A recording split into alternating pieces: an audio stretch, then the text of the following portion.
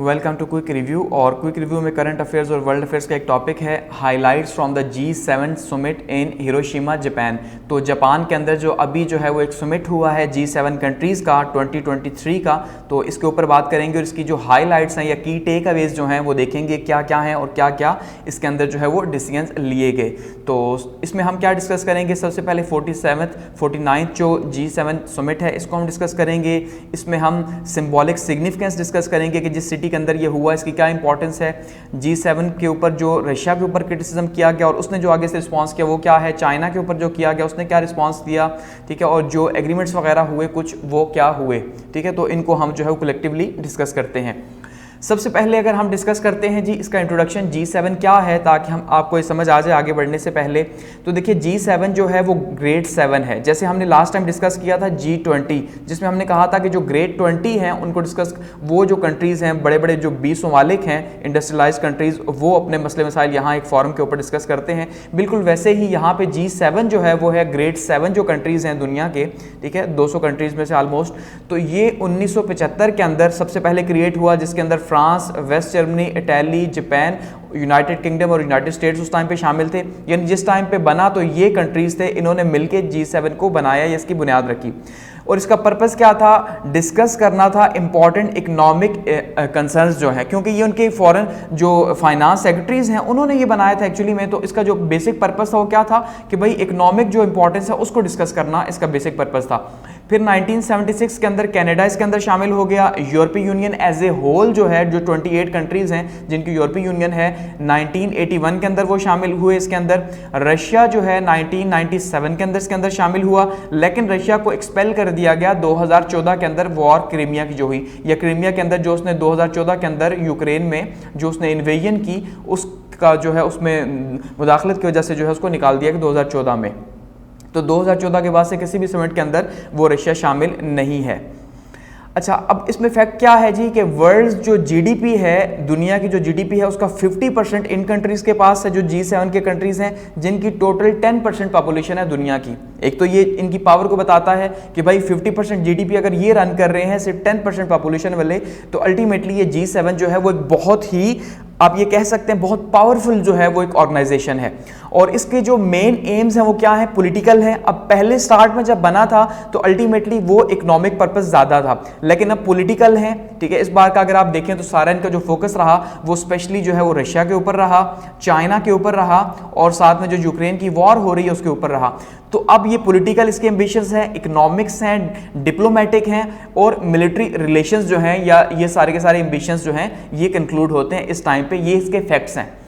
अगर हम बात करते हैं 49 G7 समिट की, कि ये जो हुआ ये 49वां G7 का समिट हुआ है। अब इससे पहले G20 में कुछ बातें बता चुका हूं जो आपको समझ आ गई होंगी, जिसमें कहा था कि भाई हर साल एक मुल्क जो है उसको सदारत मिलती है इसकी, और वो सारे के सारे इवेंट्स अपने हिसाब से प्लान करता है। बिल्कुल वैसे ही फिर एट द एंड जब कंक्लूड किया जाता है तो उस कंक्लूडिंग सेशन में जो सरबराहान होते हैं, जिसको समिट कहा जाता है, वो आके वहां पर उसको कंक्लूड कर देते हैं कि पूरा साल जो भी मीटिंग्स हुई होती हैं या जो काम हो रहे होते हैं। बिल्कुल एज इट G7 का भी यही मॉडल है कि जिस मुल्क को सदारत मिलती है वो अपने हिसाब से मीटिंग्स उसकी सेट करता है, पूरा साल वो चलती रहती हैं, ठीक है, मुख्तलिफ डिपार्टमेंट्स की, और एट द एंड फिर जो समिट होता है वो उसको कंक्लूड कर देता है।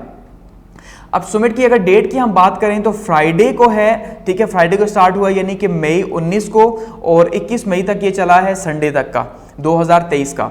और समिट की जो प्लेस थी वो क्या थी, हिरोशिमा जापान के अंदर थी, और हिरोशिमा वही जगह है जहां पे पहला एटम बम गिराया गया था। थीम ऑफ द समिट की अगर बात करते हैं तो थीम क्या था, जैसे इन्होंने हिरोशिमा के अंदर से होस्ट किया तो अल्टीमेटली ये खुद ही जो है एक थीम बता रहा है कि भाई हमने सिक्योरिटी को जो है उसको अप साइड पे रखना है, दुनिया को पीस की तरफ लेके जाना है। तो strengthening engagements with emerging and developing countries, कि वो मालिक जो कि अभी इमर्ज हो रहे हैं, जैसे कि इंडिया की मिसाल दी जा सकती है, यहाँ पे साउथ अफ्रीका की दी जा सकती है। तो इस तरह कंट्रीज अनफॉर्चुनेटली पाकिस्तान यहाँ पे नहीं है, ठीक है, इमर्जिंग कंट्रीज में भी। तो जो डेवलपिंग कंट्रीज हैं, चलिए इसमें आप कह सकते हैं पाकिस्तान शामिल है, तो इसमें जो है इनके साथ कॉपरेशन करना और कर्टेल सिक्योरिटी चैलेंजेस, और जो सिक्योरिटी चैलेंजेस हैं दुनिया को दरपेश उनको काबू में पाना, यानी खास करके यूक्रेन के पॉइंट ऑफ व्यू से अगर आप देखें तो ये बहुत इंपॉर्टेंट है, ये थीम इसका रहा। कंट्रीज अगर हम बात करते हैं जिन्होंने अटेंड किया ये समिट, उसमें कनाडा है, फ्रांस है, जर्मनी है, इटली है, जापान है, यूनाइटेड किंगडम है,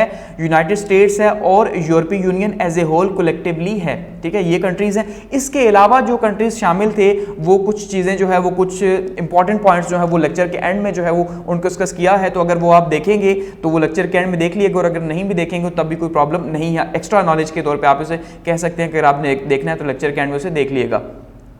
और स्पेशल इनविटेशन की अगर हम बात करते हैं तो स्पेशल इनविटेशन यूक्रेन के जो प्रेसिडेंट हैं उनको यहाँ बुलाया गया, और सबसे ज़्यादा फोकस क्योंकि यूक्रेन की वॉर के ऊपर था और रशिया को जो है वो काउंटर करना था, तो इसलिए जो है उनको यहाँ पे स्पेशली बुलाया गया और रशिया के ऊपर कुछ रिमार्क्स जो है वो पास किए गए।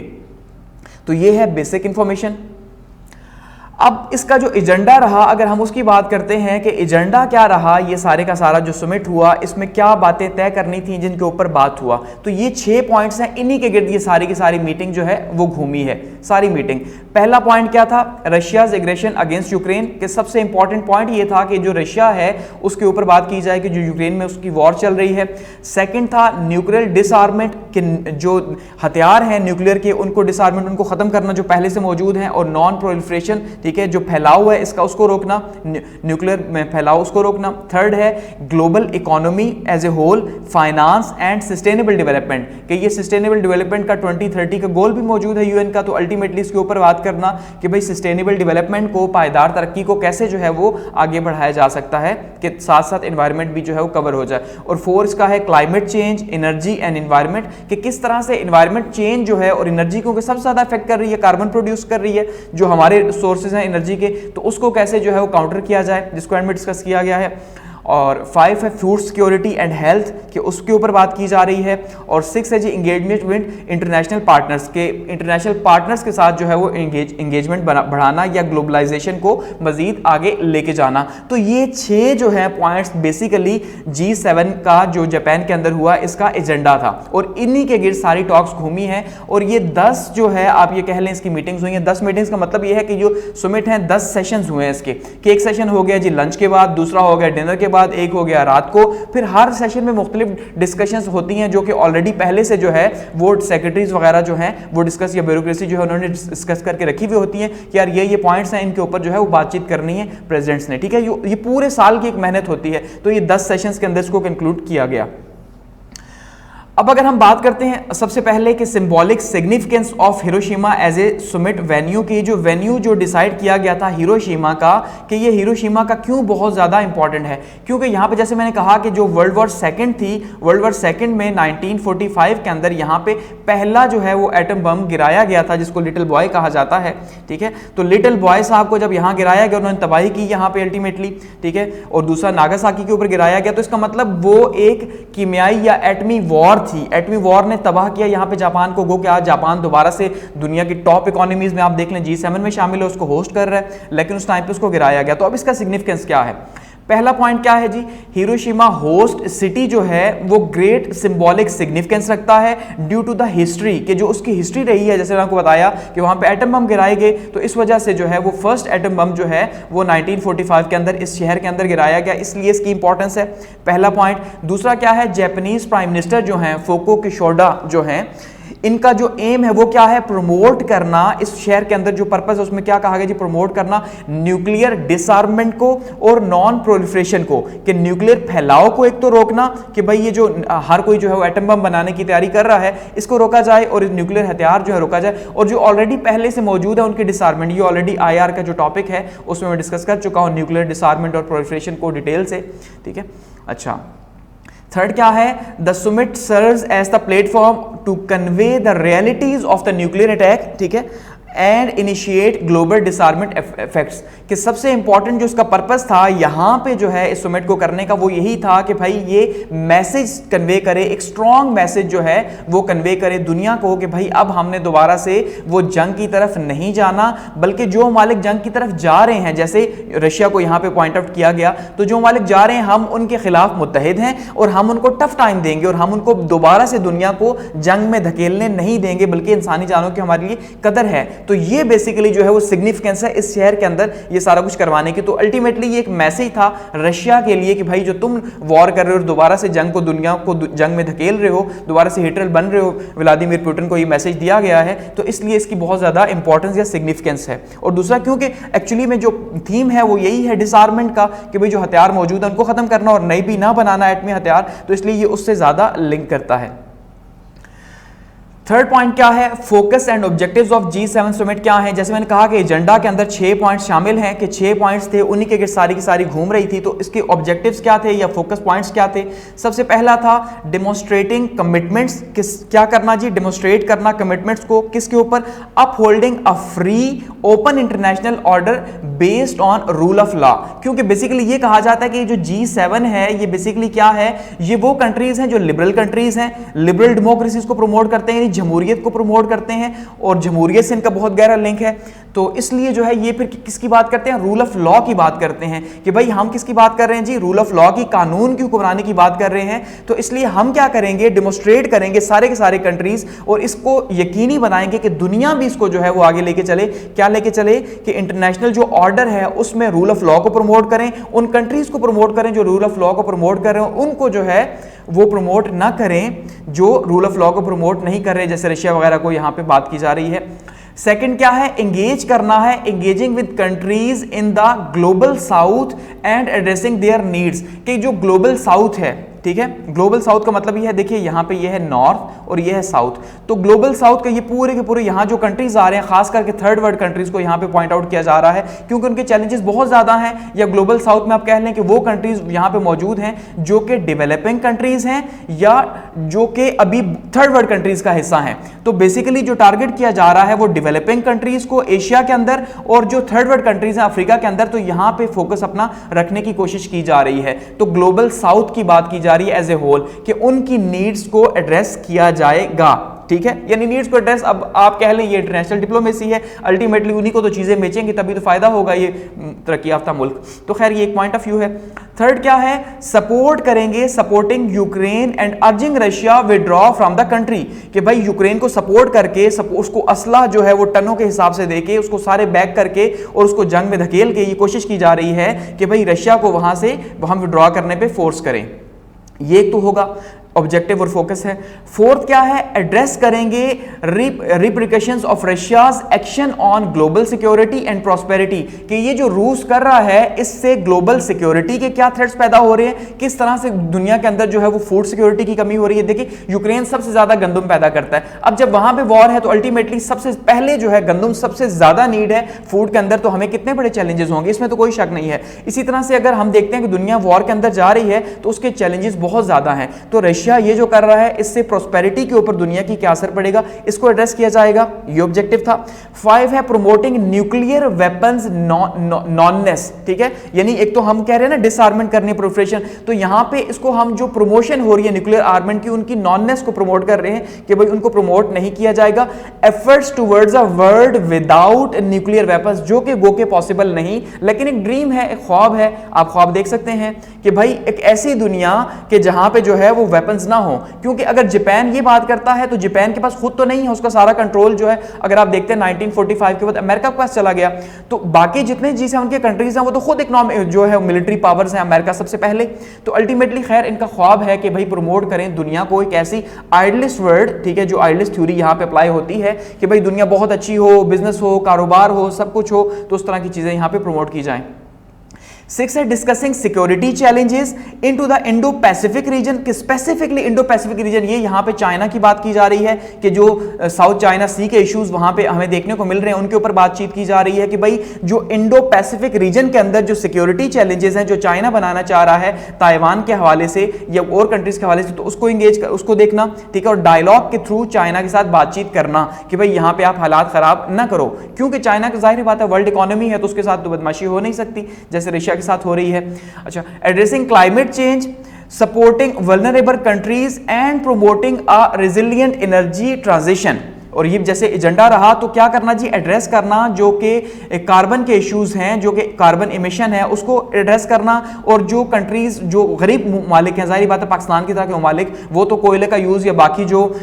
फॉसिल फ्यूल्स हैं उनको यूज तो नहीं छोड़ सकते, वो रिन्यूएबल एनर्जी के ऊपर नहीं जा सकते कि वहां पे कॉस्ट बहुत ज्यादा है। उनकी हेल्प करना, उनको आगे लेके जाना, ये एनवायरमेंटल साइंस का भी एजेंडा है, आपको पता है। तो उसके ऊपर जो है वो आगे लेके जाना और उसको प्रमोट करना, और ऐसी एनर्जी को प्रमोट करना जो कि इस क्लाइमेट चेंज को जो है वो चैलेंज ना कर सके, क्लाइमेट चेंज के जो प्रॉब्लम्स हैं उनको ओवरकम किया जा सके। तो ये ऑब्जेक्टिव्स और क्या रहा जी, फोकस रहा G7 का इस बार। फोर्थ पॉइंट है G7 leaders discussion and agreements. कि अगर हम देखते हैं डिस्कशन एग्रीमेंट्स हुए, एग्रीमेंट्स तो बहुत ज्यादा हुए, हम ब्रीफली यहां पे डिस्कस कर रहे हैं चीजों को, ठीक है, डिटेल में नहीं जाएंगे वरना बहुत लेंथी हो जाएगा। तो सिंपली अगर हम देखते हैं तो सबसे पहला पॉइंट है स्ट्रेंथनिंग सैंक्शंस, ठीक है। जो रशिया है उसको यहां पे सबसे ज्यादा टारगेट किया गया है और मोर देन 300 प्रोडक्ट्स के ऊपर, अगर आप कह सकते हैं ये चीजों के ऊपर जो है वो क्या कर दिया गया, पाबंदी लगाई गई है, बाहर से या अंदर से। यानी रशिया अगर वो दे रहा है तो रशिया के देने पे पाबंदी, कि अगर वो एक्सपोर्ट कर रहा है तो उसकी एक्सपोर्ट्स के ऊपर पाबंदी, और अगर वो इंपोर्ट कर रहा है तो उसकी इंपोर्ट्स के ऊपर पाबंदी लगा दी गई है कि भाई ना वो ये चीजें ले सके ताकि वॉर में यूज ना हो सके, और ना वो ये चीजें दे सके। खैर जैसे एनर्जी की चीजें वो बहुत सारी बेच रहा है, एनर्जी जैसे पाकिस्तान को देने की बात हो रही है, दे रहा है, इंडिया उससे ले रहा है, ठीक है, चाइना ले रहा है, तो इसके ऊपर इंपोर्ट और एक्सपोर्ट दोनों तरह से जो है तो स्ट्रेंथन करना पाबंदियों को रशिया के ऊपर ताकि रिड्यूस किया जा सके, और खास करके जो चाइना के ऊपर डिपेंडेंस है रशिया की उसको भी जो है वो यहां पे काउंटर करने की कोशिश की गई है। जैसे मैंने लास्ट में भी हमने बात की रशिया चाइना रिलेशंस की, तो अब देखिए रशिया चाइना रिलेशंस में रशिया और चाइना किसी और मोड़ पे खड़े हैं और वो बात कर रहे हैं अब एक नए वर्ल्ड ऑर्डर की, दुनिया को आगे लेके जाने की बात कर रहे हैं और खुद लीड करने की बात कर रहे हैं, जिसमें चाइना जो है वो खुल के सपोर्ट कर रहा है रशिया को। गो के एक बैलेंस अप्रोच के तहत वो कोशिश कर रहा है, लेकिन फिर भी एक खुल के सपोर्ट है, ना कि वो यूएसए को या G7 के कंट्रीज को सपोर्ट कर रहा है। तो यहां पे इनको प्रॉब्लम है G7 कंट्रीज को सब ज्यादा चाइना से, और किससे प्रॉब्लम है जी, रशिया से प्रॉब्लम है। तो इन दोनों के खिलाफ एक काउंटर अलायंस आप कह लें G7 का। सेकंड है restricting exports to China could support its invasion of Ukraine. के वो तमाम चीजें जो कि इसको सपोर्ट कर रही हैं, पैसा मुहैया कर रही हैं, ठीक है, एक्सपोर्ट की शक्ल में, खास करके एनर्जी की यहां बात हो रही है कि क्योंकि सबसे ज्यादा वो पैसे किससे कमा रहा है, ऑयल एंड गैस के सेक्टर से कमा रहा है, बाहर बेच के उसे, ठीक है। जैसे वो इंडिया उससे ले रहा है तो इंडिया क्या कर रहा है जी, आगे मिडिल ईस्ट या थर्ड वर्ल्ड कंट्रीज को सपोर्ट कर रहा है, चाइना ले रहा है तो उसको रिस्ट्रिक्ट करना। थर्ड है limiting Russian revenue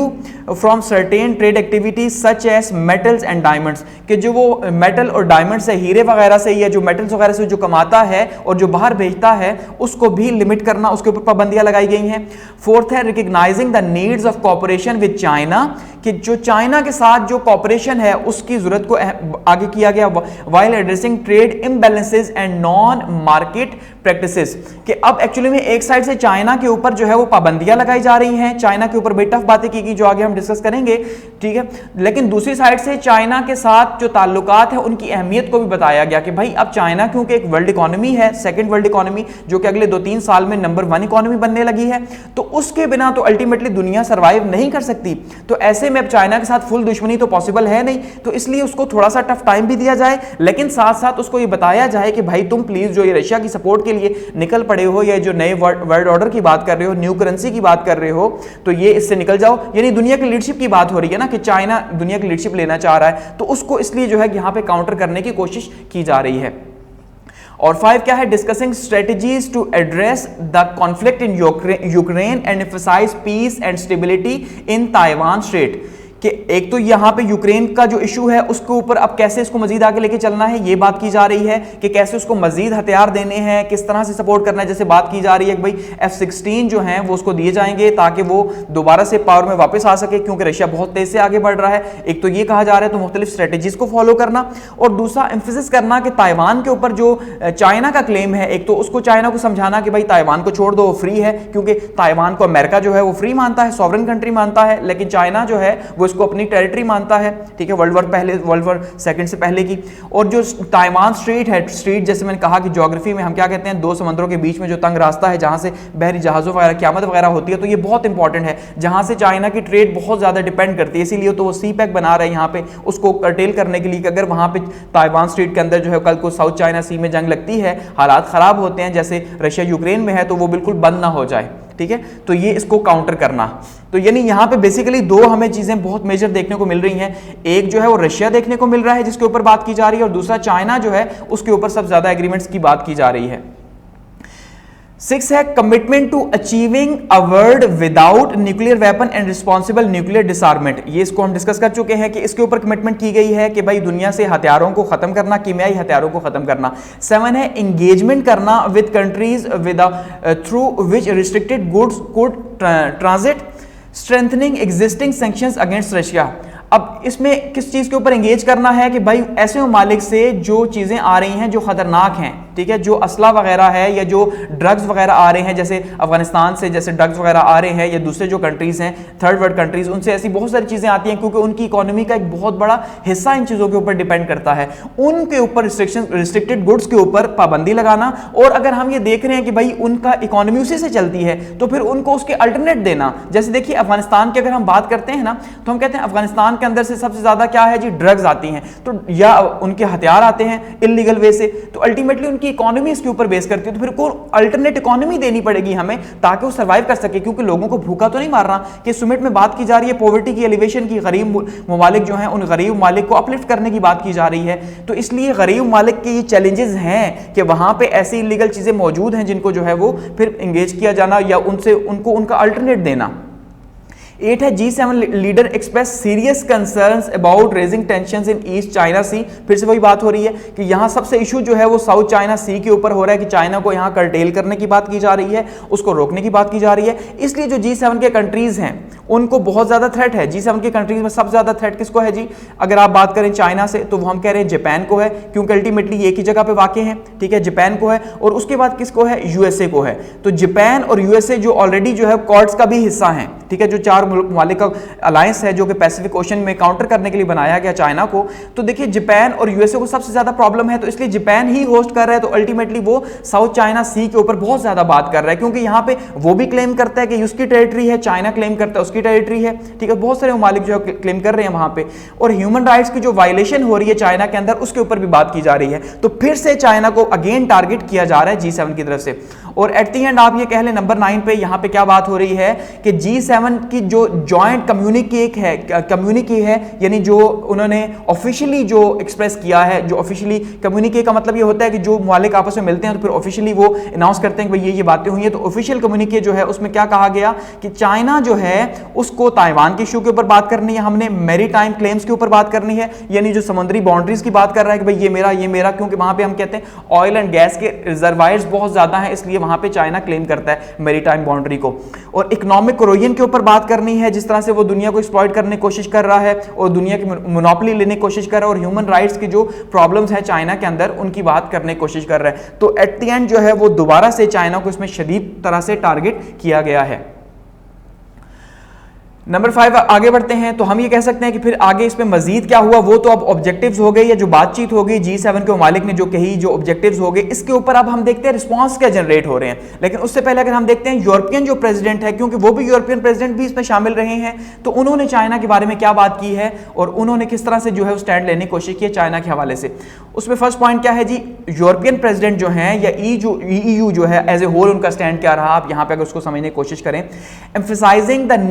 need for the change in policies towards China. सबसे पहले उन्होंने क्या कोशिश की कि भाई ये जो आप इतना हार्ड हिटिंगली चाइना को हिट कर रहे हैं, खास करके जापान और अमेरिका की तरफ से, तो जापान और अमेरिका को ये बताने की कोशिश की गई है कि भाई ये जो आप इतना सख्त रवैया रखे हुए हैं चाइना के ऊपर, इसको एक तो हमें चेंज करना चाहिए। सबसे पहली बात ये है due to its domestic shift towards the security and control, ठीक है, कि अब हमें क्या करना है कि सिक्योरिटी एंड कंट्रोल की बात तो कर रहा है, लेकिन इसका मतलब ये नहीं है कि हमें जो है वो बहुत ज्यादा उसे टफ टाइम देना है और एग्रेसिवनेस अब्रॉड जो वो शो कर रहा है, इसके ऊपर थोड़ा सा हमें एम्फसाइज करने की कोशिश करनी है। यानी एक तो चाइना, हम जापान और अमेरिका ये कोशिश कर रहे हैं कि चाइना को बिल्कुल ही जो है साइडलाइन किया जाए, ऐसा पॉसिबल नहीं है, तो इसलिए थोड़ा सा बैलेंस बनाया जाए इसकी असर्टिव पॉलिसी के ऊपर कि सिक्योरिटी एंड कंट्रोल की जो इसकी पॉलिसी है।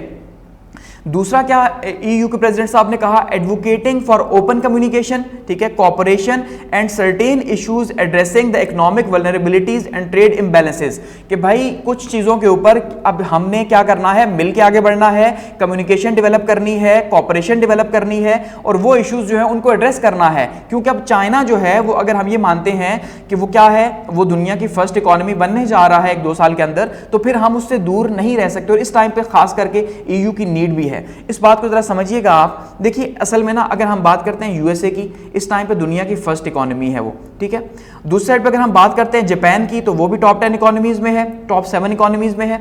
तो इसलिए जापान जो है उसका अलायंस है अमेरिका के साथ, तो वो तो फुल सपोर्ट कर रहा है अमेरिका को, और किसके अगेंस्ट, चाइना के अगेंस्ट में, ठीक है। तो यहां पे जो चाइना है उसके लिए जापान बड़े टफ हालात बना रहा है। लेकिन वहीं पे जो ईयू है, यूरोपीय यूनियन के 28 कंट्रीज हैं, वो ये जानते हैं कि वो चाइना के बगैर सर्वाइव नहीं कर सकते, क्योंकि जो BRI का प्रोजेक्ट है, बेल्ट एंड रोड का, वो 167 कंट्रीज उसके साथ लिंक्ड है। तो अल्टीमेटली इसलिए चाइना के लिए बहुत ज्यादा जरूरी है, खास करके ईयू के लिए बहुत ज्यादा जरूरी है कि चाइना के साथ वो मिल के चले। तो इसलिए ना वो अमेरिका की साइड ले सकता है, ना जापान की साइड ले सकता है। वो एक, क्योंकि है भी मिड में, तो उन्हें एक मिड की अप्रोच ही, एक बैलेंस अप्रोच अडॉप्ट करनी है चाइना के लिए, कि वो चाइना को नाराज नहीं कर सकते। तो इसलिए ऐसी बातें की जा रही हैं। और थर्ड क्या कहा जा रहा है जी, outlining stands work for the enhance competitiveness, rebalance trade relationship, और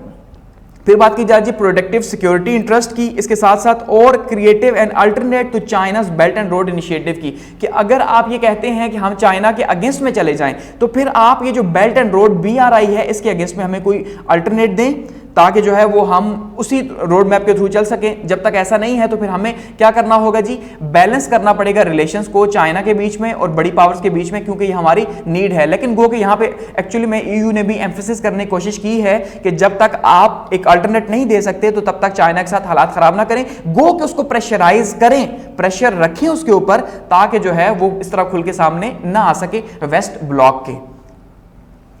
अच्छा, अब इसके ऊपर रिस्पांस जनरेट हो रहा है जी चाइना और रशिया को। तो सबसे पहले अगर हम देखते हैं जी रशिया ने क्या रिस्पांस जनरेट किया G7 का जो समिट है उसके ऊपर, कि उन्होंने इस तनकीद को क्या तनकीद की है और कैसे जो है अपनी तनकीद का जवाब दिया है, ठीक है। क्योंकि एक तो उनके ऊपर तनकीद हुई है, तो अब उन्होंने काउंटर जो है वो तनकीद किया उसके ऊपर कि भाई आप ये क्या जो है रशिया को कर रहे हो। तो सबसे पहला रशिया क्या कहता है जी, रशिया के जो फॉरेन मिनिस्टर हैं उन्होंने क्रिटिसाइज किया, तनकीद की G7 समिट के ऊपर जो हिरोशिमा के अंदर हुआ, और इसमें उन्होंने लेबल दिया, किस चीज को लेबल दिया, कि ये पॉलिटिसाइज्ड इवेंट है एक, कि भाई ये इकोनॉमिक इवेंट नहीं है। अगर आप ये कहें कि ये माशी जरूरत है और आपने G7 मैशत के लिए बनाया ना, तो लेकिन यहाँ पे तो मैशत की कोई बात ही नहीं हुई, तो यहाँ पे तो सारी पॉलिटिक्स की, सियासत की बात हुई है। तो इसलिए ये सारा सियासी इवेंट है, जो सियासी जलसा किया गया एक किसके खिलाफ जी, रशिया के खिलाफ। तो एक तो उन्होंने ये लेबल किया। दूसरा मिनिस्ट्री ने क्या एक्यूज किया, क्या इल्जाम लगाया G7 के ऊपर, कि प्रोड्यूसिंग एंटी रशिया जो सेंटीमेंट्स हैं और एंटी चाइना स्टेटमेंट्स जो हैं उनके ऊपर उन्होंने एक्यूज किया ऐसे कि भाई ये जो है ग्लोबल जो स्टेबिलिटी है उसके खिलाफ जो बात की जा रही है, और चाइना और रशिया को खास करके काउंटर किया जा रहा है, इसके ऊपर भी उन्होंने जो है तनकीद का निशाना बनाया रशिया ने G7 को। थर्ड क्या रशिया ने किया जी, Russia denounces G7 support for Ukraine, और क्लेम्स के ऊपर क्या किया जी, that forum fuelled anti Russia and anti China hysteria. अब यहां पे स्पेसिफिकली वर्ड हिस्टेरिया जो है वो यूज किया जा रहा है, यानी पर्पस ये है, क्या क्लेम किया जा रहा है कि भाई ये सारी की सारी जो है वो एक तरह से आप यूक्रेन को सपोर्ट कर रहे हो, और ये सारी आपकी जो एक्सरसाइज हुई है वो क्या हुई है, रशिया को काउंटर करने की एक्सरसाइज हुई है और कुछ नहीं है। ये जो है ना आपकी एक खौफ है, एक समझ लें आप, एक खौफ है कि भाई ये लोग आगे ना बढ़ जाएं। फोर क्या है, द स्टेटमेंट आल्सो मेंशन्ड, क्या मेंशन कर रही है, Russia's exclusion from G7 annexations of Crimea 2014, कि भाई अब रशिया ये कह रहा है कि हम तो 2014 से इससे बाहर हैं, गो कि हम G7 का हिस्सा भी हैं लेकिन हम बाहर हैं, तो इसके लिए क्या अहमियत हो सकती है, यानी इतना बड़ा कंट्री बाहर है वो ये कहना चाह रहे हैं, तो ये हमारे लिए जो है वो वैसे ही बेमानी है। एक तो ये वो कह रहे हैं। और फिफ्थ पे क्या कह रहे हैं जी, रशिया जो है वो एक्सप्रेस कर रहा है कि G7 कुड नॉट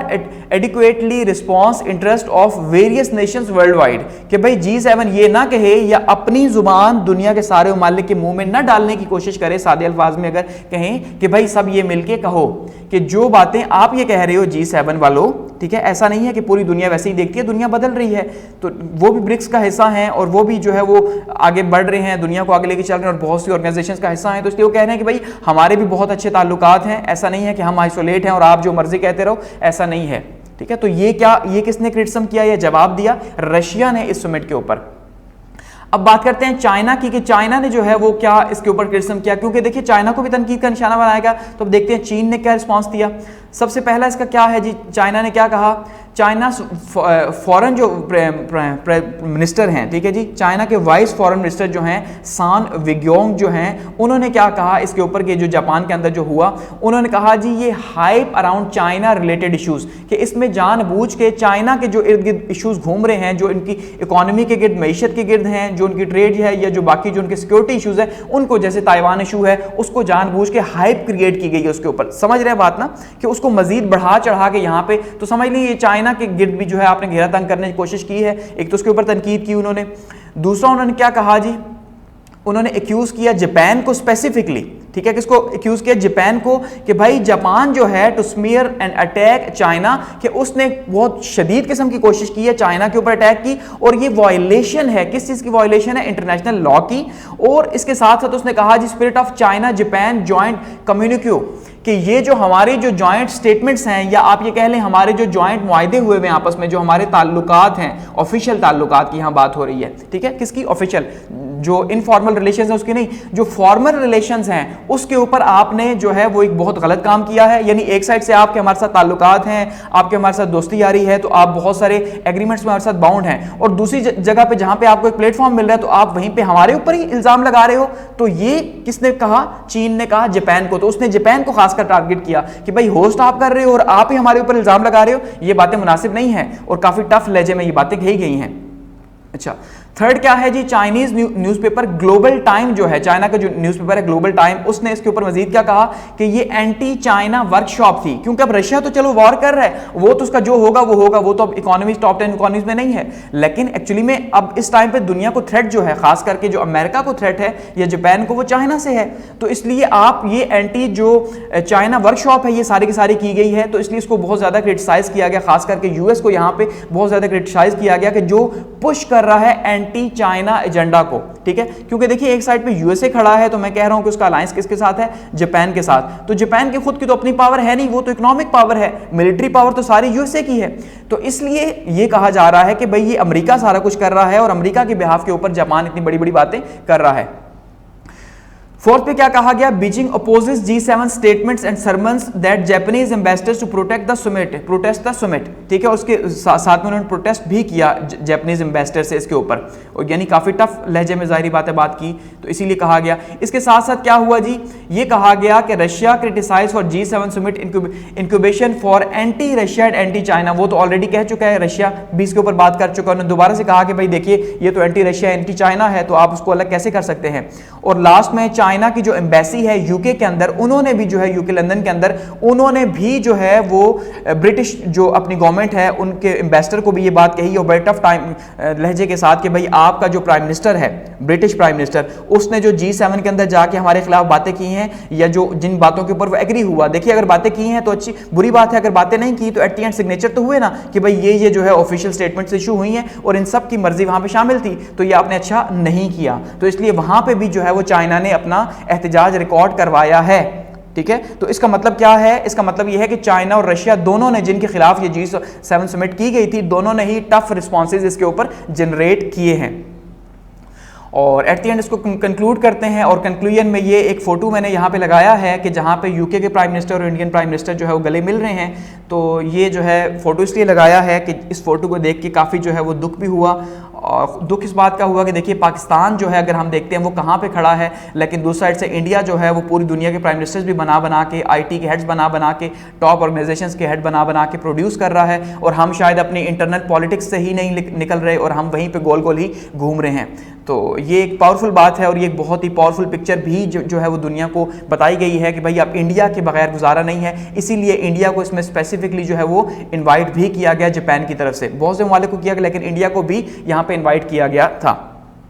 अच्छा, तो कंक्लूड अगर हम करते हैं तो हम ये क्या कह सकते हैं कि जो G7 का समिट था हिरोशिमा के अंदर, provided a platform to address, क्या एड्रेस करने के लिए, crucial global issues promoting free trade open international order. ठीक है कि भाई ये जो इंटरनेशनल ऑर्डर है उसके अंदर जो फ्री ट्रेड है, क्योंकि एक्चुअली में जैसे कहा कि इकोनॉमिक का एजेंडा है, गो की बात इकोनॉमिक की कम हुई तो उसके ऊपर फ्री ट्रेड को प्रमोट किया जाए, इसको एड्रेस किया गया है। एक तो ये जो अच्छी बात है। दूसरा इसके ऊपर जो है वो रशियन क्रिटिसिज्म हाईलाइट हुआ है और टेंशंस जो है वो शो होती हैं किसके बीच में, G7 के बीच में और रशिया के बीच में, कि ये जो बातें हुई हैं इससे अंदाजा हो रहा है कि G7 एक साइड पे खड़ा है, रशिया दूसरी साइड पे खड़ा है। ठीक है, तो जो टेंशंस को बढ़ाएगा कम नहीं करेगा इस समिट के बाद। इसी तरह से ये समिट जो है सिंबॉलिक सिग्निफिकेंस है इसकी, जिसके अंदर जो है वो क्योंकि हिरोशिमा को चूज किया गया तो ये एक अच्छी बात हुई कि भाई न्यूक्लियर डिसआर्ममेंट की बात की गई और नॉन प्रोलिफरेशन की बात की गई है, कि इस फैलाव को रोकने की बात की गई है, ये एक अच्छी बात है। ठीक है, ये हम कह सकते हैं। 4 पे हम किसी क्या कंक्लूड कर सकते हैं जी, जो डिसीजन लिया गया रिगार्डिंग रशिया एंड चाइना के united front against aggressive effects और reduce dependencies address trade imbalances, के इस ये भी इसमें डिस्कशन की गई जो एक नई बहस को छेड़ता है कि रशिया और चाइना से अगर ये दूर होंगे तो कैसे इसको आगे लेके जाया जाएगा। तो ये इम्बैलेंस पैदा करेगा एक तो रिलेशंस के अंदर, और दूसरा जो डिपेंडेंसी थ्योरी हम जो देखते हैं कि एक मुल्क दूसरे के ऊपर है, तो वो यहाँ पे उसको भी काउंटर करने की बात की जा रही है। और एट द एंड हम ये कह सकते हैं कि जो प्रेसिडेंट जो हैं वॉन डी लेरी जो हैं उनके रिस्पेक्टिव से अगर हम बात करते हैं तो चाइना जो है हाईलाइट किया गया है, यानी जो यूरोपीय यूनियन के प्रेसिडेंट हैं उनकी बात की जा रही है। ठीक है, कि उनको हाईलाइट किया गया कि बैलेंस जो है वो अप्रोच रखी जाए, जिसको मैं डिस्कस कर चुका हूँ कोऑपरेशन के लिए, कि हम जो है वो ऐसा नहीं है कि रशिया और चाइना को दोनों को एक साथ लेके चलें, बल्कि हमें चाइना को अलग करना होगा रशिया से और एक बैलेंस अप्रोच के तहत जो है वो हमें आगे बढ़ना होगा, क्योंकि अब चाइना के बगैर गुजारा नहीं है। तो इसका मतलब चाइना की अहमियत के ऊपर भी बात की गई है। और एट द एंड जो सबसे इंपॉर्टेंट इशू था इसमें, क्योंकि जो रशिया के जो यूक्रेन के प्रेसिडेंट थे उनको भी संडे को इनवाइट किया गया था स्पेशल गेस्ट के तौर पे, तो एक सॉलिडेरिटी शो करनी थी, तो उसके ऊपर भी बातचीत की गई। अब वहाँ पे लेक्चर हो चुका है ख़त्म। ये कुछ एक्स्ट्रा टेक अवेज हैं अगर आप इसको समझना चाहें। एक तो हम इसमें ब्रीफली बात करते हैं हु अटेंडेड G7 समिट के, किस किस ने G7 समिट अटेंड किया। ऑस्ट्रेलिया ने किया, ये वो मालिक जिनकी बात हो रही है उनसे हट के हैं, ठीक है, इसलिए इसको एंड में रखा है। ऑस्ट्रेलिया ने किया, ब्राज़ील ने किया, क्रोनोस ने किया। अच्छा जी, current chair of the African Union जो है उन्होंने किया, जो अफ्रीकन यूनियन को हेड करते हैं उन्होंने यानी कि किया। अच्छा, कुक आइलैंड ने किया, current chair of Pacific island forum जो है उन्होंने किया, यानी ये जो हेड हैं इन फोरम्स के, इसका मतलब ये है उन्होंने किया। कोरिया ने, इंडिया ने, करंट चेयर ऑफ G20 जो है उन्होंने, इंडोनेशिया ने हेड किया। अच्छा, साथ में जो है वो चेयर किया जी किसने जी, आसियान के कंट्रीज़ ने। अच्छा, वियतनाम ने किया, और प्रेसिडेंट जो ज़ेलेंस्की हैं, क्या नाम है जी, ज़ेलेंस्की जो यूक्रेन के हैं, उन्होंने इसको हेड किया। तो ये सारे के सारे जो डिटेल है जिन्होंने जो इसमें शामिल रहे। उसके अलावा अब अगर हम बात करते हैं रशिया से एग्रेशन अगेंस्ट यूक्रेन की, इसके ऊपर क्या क्या बातें की गई हैं, तो इसमें सबसे पहले इंश्योर करने की कोशिश की गई है एक्सपोर्ट्स ऑफ ऑल आइटम्स के, जो वो एक्सपोर्ट कर रहे हैं ऑल आइटम, उनको एक तो देखा गया, ठीक है, कि भाई अगर वो उन्हें फायदा दे रहे हैं तो उनके ऊपर रिस्ट्रिक्शंस लगाई जाए, क्योंकि उससे उनका फायदा है, ठीक है, तो उस फायदे के ऊपर उनको टैकल करने की कोशिश की गई है। और take action to further prevent the invasion and circumventions of the measures against Russia, के रशिया को काउंटर करने की कोशिश की गई कि मजीद वो आगे ना बढ़ सके। और cartel Russia use of international financial system, कि ये जो इंटरनेशनल फाइनेंशियल सिस्टम है, जो बैंकिंग सिस्टम है इंटरनेशनल, कि भाई जो ट्रांजैक्शंस होती हैं एक मुल्क के दूसरे मुल्क के साथ, और डॉलर का जो यूज़ है, जो आपस की ट्रेड में जो सिस्टम यूज़ हो रहा है, उसको एक तो रोका जाए ताकि रशिया जो है बाउंड हो सके, जैसे ईरान को बाउंड करने की कोशिश की गई वैसे ही। और रशियन बैंक्स जो हैं उनको काउंटर किया जाए, उनके ऊपर पाबंदियाँ लगाई जाएँ, ये भी काफ़ी ज़्यादा थ्रेटनिंग है रशिया के लिए। अच्छा, take steps to limit Russia's revenue from energy and metals, ये सबसे ज़्यादा उसकी है, इसलिए इससे जो उसे एनर्जी हासिल होती है बाहर बेच के, इसके ऊपर पाबंदी लगाई जाए। Work together to restrict trade in a use of diamond mines, और इनको जो डायमंड्स वगैरह जो बेच के जो उससे फायदा हासिल होता है, इसके ऊपर भी पाबंदी लगाई जाए, ठीक है। ये बातें की गई रशिया के हवाले से। और क्लाइमेट के हवाले से क्या बातें की गई जी, क्लाइमेट चेंज, एनर्जी, एनवायरनमेंट के हवाले से कहा गया कि जो दुनिया का टेम्परेचर है, जो ग्लोबल वार्मिंग है, उसको 1.5 से इंक्रीज से ज़्यादा नहीं होने देंगे, यानी 1.5 तक विदिन 1.5 ही रखेंगे, ये कोशिश की गई है, गो कि जो पॉसिबल नहीं है। दूसरा क्या कहा गया जी, बायोडाइवर्सिटी जो है उसके ऊपर 2030 तक हम काम करेंगे और इसके लॉस को रोकने की कोशिश करेंगे, जो बायोडाइवर्सिटी है बहुत ज़रूरी है। और इंश्योर करेंगे एनर्जी सिक्योरिटी को, यानी कि एनर्जी सिक्योरिटी का मतलब यही है कि भाई जो रीन्यूएबल एनर्जीज है उसके ऊपर हम जाएंगे, लेकिन साथ साथ हम पूरी दुनिया में जो एनर्जी सिक्योरिटी है उसके ऊपर भी काम करेंगे, जो थर्ड वर्ल्ड कंट्रीज उनको भी देखेंगे। तो ये कुछ एक्स्ट्रा टेक अवेज थे, ठीक है, जो आपके समझने के लिए इंपॉर्टेंट थे। तो एट द एंड यहाँ पे इसको क्लोज करते हैं, और थैंक्स फॉर वॉचिंग। और आपका फीडबैक जो है वो बहुत ज़्यादा ज़रूरी होता है, आप जो फीडबैक देते हैं उसके लिए बहुत ज़्यादा शुक्रिया आपका, थैंक यू सो मच। और मज़ीद फीडबैक इसी तरह जनरेट करिए ताकि मज़ीद इस तरह के इश्यूज़ में आपके साथ डिस्कस करता रहूँ। और थैंक्स फॉर वॉचिंग।